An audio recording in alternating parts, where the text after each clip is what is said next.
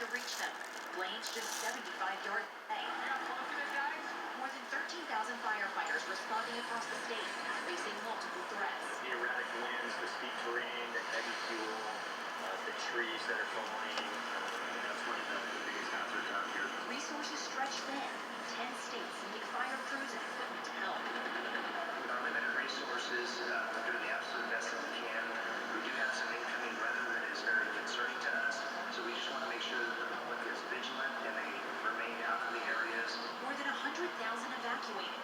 People like Naomi Sakubu worried about what they'll return home to. The ground is still hot, so you have to be patient. It's the worst waiting game possible. Tom, this is just an example of the challenges firefighters are facing here in this dense forest. This fire's been shooting up this hillside. The smoke so thick you can't see a few feet in front of you. A red flag warning has been issued for Sunday. There is continued threat of more lightning and gusty winds to spark more fires. Tom. Kaylee Hartung on the fire line tonight. Kaylee, you and your team stay safe. All right, we want to turn to that other breaking news tonight. The double hurricane threat. Laura and Marco approaching the Gulf of Mexico. A possible 1-2 punch. Tropical storm Laura blowing through the U.S. Virgin Islands and battering Puerto Rico with 50-mile-an-hour winds. Both storms could become hurricanes, and Mississippi has already declared a state of emergency. ABC senior meteorologist Rob Marciano, he joins us now. Rob, time out this double threat that we've learned. There's now been a shift in the forecast. Yeah, a dramatic shift for tropical storm Marco. Tom, we'll get that in a sec. Let's look at these two storms. Marco is the smallest one, the most difficult to forecast, and Laura's out there. We've got a couple days. So Marco now is forecast to become a Category 1 storm, has some obstacles, but it looks like it's going to now shift to the east and target New Orleans sometime during the day on Monday. But it could hit the Florida Panhandle, potentially western parts of Louisiana as well. And then just 2 days later, tropical storm Laura gaining strength in the Gulf of Mexico is likely a Category 1 storm or greater, and then targeting the same areas Wednesday afternoon. Now, we have yet to see how this will shape up as once it goes through Puerto Rico, Hispaniola, and Cuba, getting into the Gulf of Mexico, but we do think we will see strengthening. This could turn out, unfortunately, to be a historic event. Tom? We'll stay tracking both those storms through the weekend. Rob, thank you. We move on now to the rare Saturday session in Congress. Speaker Nancy Pelosi calling the House back from their summer recess to shore up the Postal Service ahead of the November election. Tonight, the debate could be giving voters concern. Here's ABC's Alex Brochet. Tonight, Democrats in the House pushing for $25 billion in emergency funding for the U.S. Postal Service. Don't mess with USPS. The bill prioritizes all official election mail as first class and prohibits the removal of sorting machines and mailboxes, which some say have contributed to delays in service. The rare Saturday session coming just 24 hours after the Postmaster General, Louis DeJoy, Trump donor, assured senators ballots will be delivered on time. It's sacred duty is my #1 priority between now and Election Day. His testimony didn't stop the president from again pushing unfounded claims, suggesting mail-in voting would undermine election results. You're not going to be able to know the end of this election, in my opinion, for weeks, months, maybe never. Don't pay any attention to what the president is saying, because it is all designed to suppress the vote. 43 states plus Washington, D.C. are allowing any voter who wants to vote by mail. 9 states plus D.C. are sending ballots to all registered voters. In the other states, you need to request one. But no matter where you live, only registered voters will have their votes counted. And once you have voted, your name will be crossed off. You won't be able to vote again. Tonight, voters concerned about the mixed message. I'm not mailing mine in now. I may fill out a mail-in ballot and take it to my polling place. All right, Alex Brochet joins us now from Washington. And Alex, the president has vowed to veto this bill if it comes to his desk, and today he pushed lawmakers to vote against it. That's absolutely right, Tom. The president late this afternoon tweeting that this bill is a hoax and urged the Senate not to advance it. Now, the White House has offered $10 billion to the post office through another coronavirus relief bill. It's a figure Speaker Pelosi has said is completely unacceptable. Tom? All right, Alex, thank you. Now to that ABC News exclusive interview with the Democratic ticket, former Vice President Joe Biden and Senator Kamala Harris in their first interview as official nominees, speaking with David Muir and Robin Roberts for a special edition of 2020. There is so much in this interview. Here's ABC's Rachel Scott. Good evening. 24 hours after that speech, a speech he's waited 3 decades to give, former Vice President Joe Biden and his running mate, Senator Kamala Harris, sat down exclusively with David Muir and Robin Roberts. They promised a national strategy on the pandemic on day one.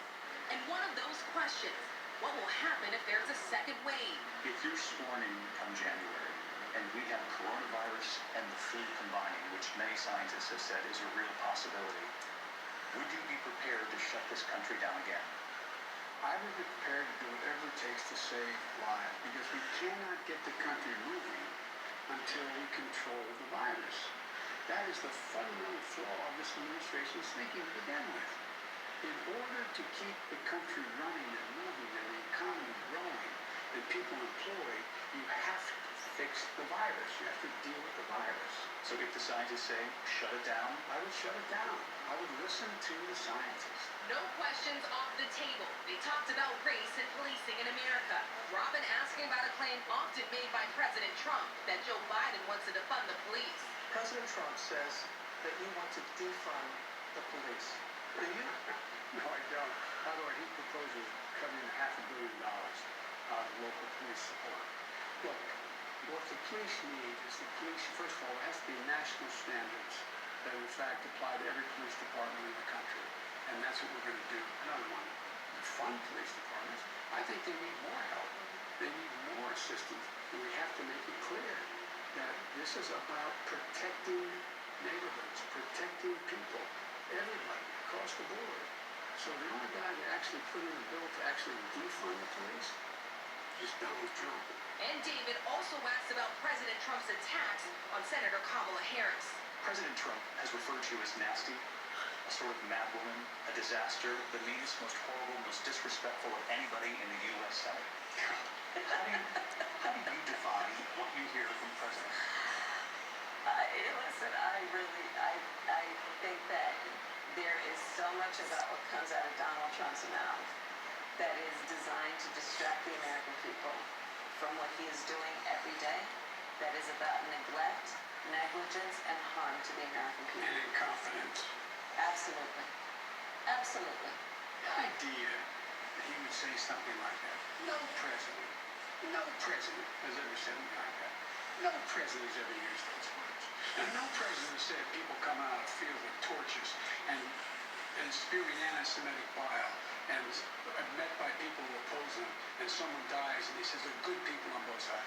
No president of the United States has ever said anything like that. Ever. All right, Rachel Scott joins us live from Washington now. Rachel, the president preparing for the Republican National Convention set to kick off in 48 hours, but he's already offered a preview of how he will counter Joe Biden.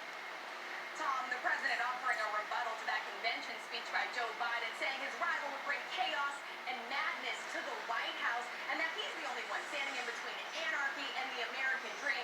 Tom, the president will be breaking with political tradition, accepting the Republican nomination with a speech at the White House. Tom? All right, Rachel, thank you for that. A program you know. We hope you'll join David and Robin Roberts for the exclusive First Join interview tomorrow night, a 2020 special at 8 p.m. Eastern, right here at ABC. In that interview, no questions were off limits. David and Robin asked Joe Biden about attacks on his mental fitness, how he responds, and about whether taxes will go up. If he can win a presidential election without visiting battleground states in this pandemic, there's a lot to this interview. Make sure to watch. We turn now to the coronavirus pandemic, a troubling new projection about the possible toll.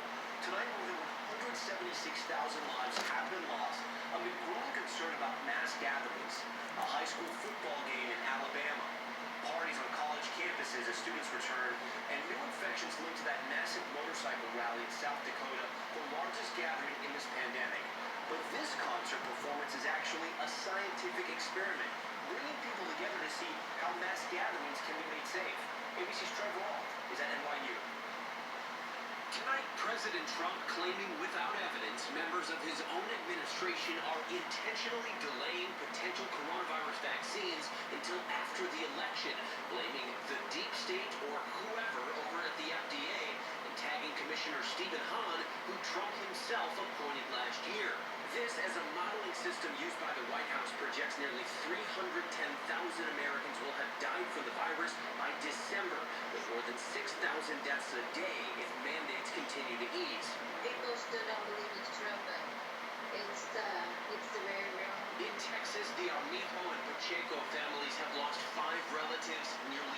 generations. It's kind of like a nightmare that we wish we could wake up from. Daily death counts now increasing in 25 states, Washington, D.C., and Puerto Rico, and authorities warn mass gatherings are triggering outbreaks, like this massive motorcycle rally in Sturgis, South Dakota earlier this month. 250,000 people are coming here to make this the largest event in America since the pandemic began. Today, South Dakota set a new record high for cases as officials in Minnesota and Nebraska have now linked outbreaks in their states to the rally. Overseas, 1,500 volunteers attending an experimental concert in Germany tonight, equipped with trackers and fluorescent hand sanitizer to help researchers learn how the virus spreads in crowds. That's something American colleges and universities are struggling with. At least 36 states now reporting outbreaks linked to campuses. Oh my God. Syracuse University issuing a warning to students after reviewing videos of crowded parties like this. Tonight, 23 students are suspended. We have a lot of power here to either continue the virus or to stop it. So I ask you to wear a mask, be smart, be safe. Purdue University suspending 36 students, trying to limit the spread of the virus as other universities like Notre Dame and Iowa State report hundreds of cases in their first weeks back. And Tom, at Notre Dame, amid that surge, university officials are rolling out what they call surveillance testing, randomly screening students for the virus. Right now, Notre Dame is one of hundreds of universities with only virtual classes. They're hoping this will help them safely return to in-person learning. Tom? All right, Trevor, all from New York City tonight. Trevor, thanks. And from overseas now, one of Vladimir Putin's fiercest opponents, Alexei Navalny, has made it out of Russia, flown to Germany in an air ambulance. Navalny remains hospitalized in a coma. His family says he was poisoned. ABC senior foreign correspondent Ian Pannell has more. Tonight, Russia's top opposition leader taken to Germany after he was allegedly poisoned. Alexei Navalny was flown out of Russia, then whisked under heavy security to a hospital in Berlin. The head of the group that brought him out saying Navalny's condition remains very worrying and he could have died. A thorn in the side of the Kremlin and Vladimir Putin, Navalny fell seriously ill during a flight to Moscow. His team say he was poisoned, perhaps in a cup of tea. Passengers recording the sound of agonizing moaning. Filming as the plane makes an emergency landing and Navalny's rushed to the hospital. Russian doctors insisting there were no traces of toxins, that he just had low blood sugar. But they refused to let him leave for 2 days, saying it was because of his condition. Navalny's team believe it was a deliberate delaying tactic to allow time for the poison in his body to disappear. Tonight, Navalny remains in a coma in a Berlin hospital. This isn't the first time he's been admitted for suspected poisoning, but the Kremlin denying it had any part in what's happened. Tom? All right, Ian, thank you. And there's much more ahead of World News Tonight this Saturday. The multi-state manhunt. A suspect wanted a connection to at least 2 murders and several shootings on the run and could have been accomplice with warning from police. And the new trend that could save some restaurants and change the way you order out. Why a ghost kitchen could be preparing your next meal. Stay with us.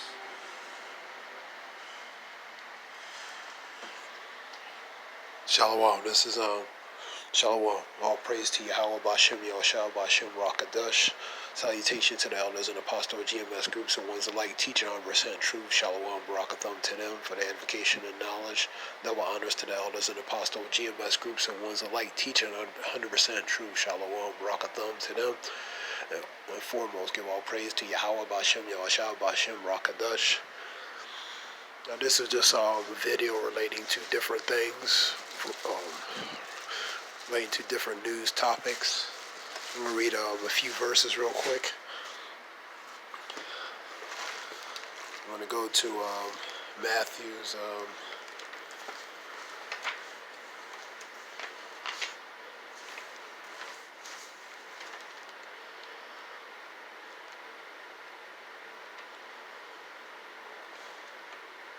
I'll go to Matthew's 24. This is Matthew's 24 and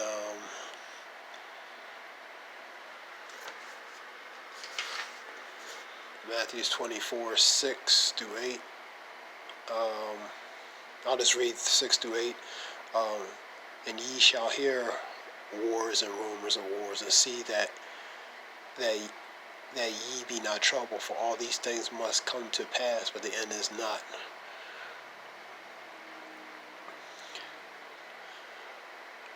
So these are the beginning stages, the birth pangs, different things happening. For the nation shall rise against nation, kingdom against kingdom, and there shall be famines and pestilence and earthquakes in different places. All the fires and different types of things you're seeing across the country, different places all over the world. But these are the beginnings of sorrows. That's what we're in. We're in the birth pangs, man. These are the beginnings of sorrows.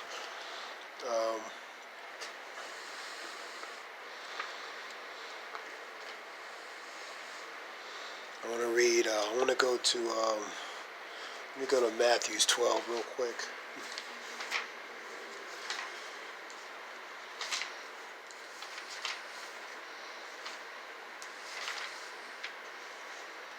This is Matthew 12:25. And Yahushua knew the thoughts and said unto them, every kingdom divided against itself is brought to desolation. Every city or house divided against itself shall not stand. So that division between their ranks, man, that divide. 26. And if Satan cast out Satan, he is divided against himself. How shall then his kingdom stand? And if I, by Beelzebub, cast out the devils, by whom do your children cast them out? Therefore they shall be your judges. So the points is 25 and 26, and also Mark. That's relate to this division between the kingdom. You know what I mean? They can't make up their mind how they want to operate and to rather enforce and do certain things. For example, that is that post service, that post office fiasco. So the kingdom is divided against itself, well, not just in that specific circumstance, but many things. You know what I mean? As far as implementing, enforcing policy, enforcing different things, man, they're divided between themselves. We'll go to Mark 3.